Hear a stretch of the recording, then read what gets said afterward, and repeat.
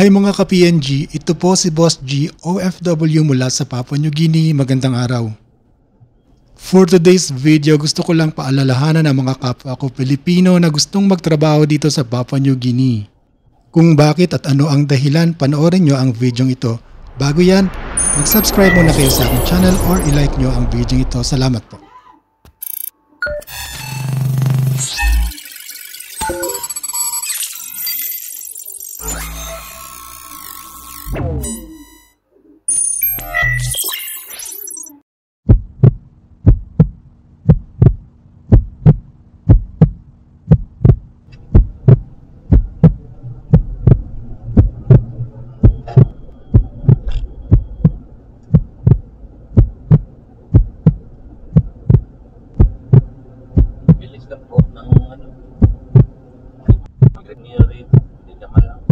Wala naman sa dalang mga.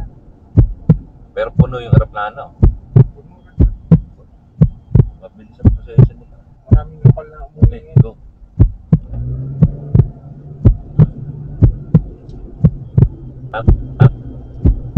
Maraming kasabay kamal.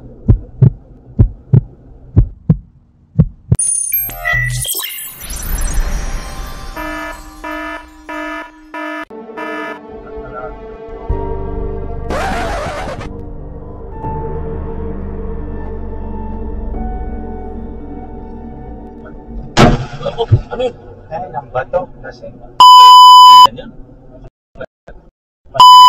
Talaga, no? May nagbasag tayo. Ayun, no?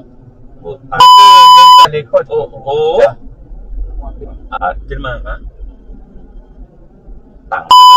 Buti na. Kita ko nga, pumapara eh. May dalang ano. Iwas.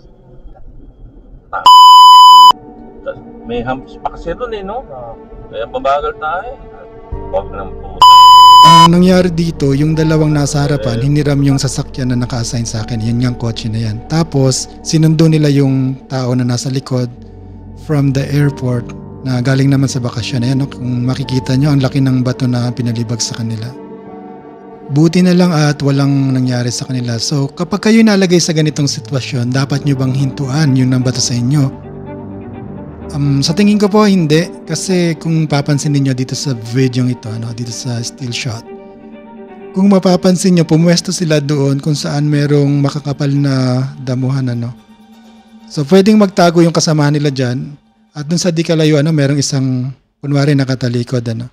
So ang pinaka-modus operandi nila rito na kapag kayo nahinto ka dahil binasag yung salamin mo, bigla na lang kayong dadaluhungin ng mga kasamahan. At syempre, hindi na kayo makakapalagpa dahil armado sila ng itak o di kaya naman yung boga, ganon.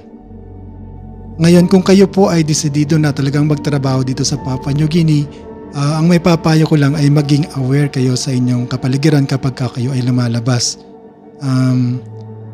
Iwas na lang din po sa mga daan kung saan delikado kapag maga o madaling araw at saka gabi. Usually naman kapag ka daylight, hindi naman ganun ka peligroso yung mga lugar na kagaya nitong nadaanan nitong ating mga kababayan. Yun lang po ang video natin for today mga ka-PNG, at sana po nakatulong ito sa mga aspiring OFW na pupunta sa Papua New Guinea. Salamat po sa panonood. Goodbye.